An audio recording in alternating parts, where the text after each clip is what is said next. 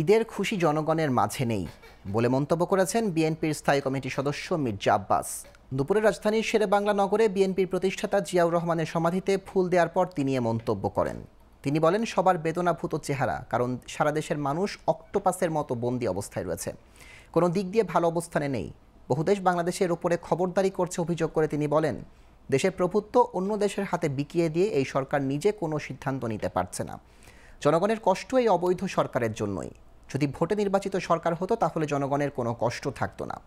Saint Martin দ্বীপ আজ বিচ্ছিন্ন হয়ে গেছে, সেখানে খাদ্য সামগ্রী পাঠানো যাচ্ছে না বলে অভিযোগ করেন তিনি।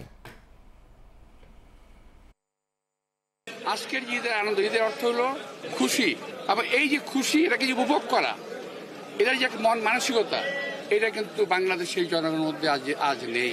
আমি বলতে যাচ্ছি, দেশের মানুষ আজকে চারিদিক থেকে অক্টোপাসের মতো বন্দি অবস্থায় আছে। কি রাজনৈতিক, কি অর্থনৈতিক, কি সামাজিক, কি ভৌগোলিক।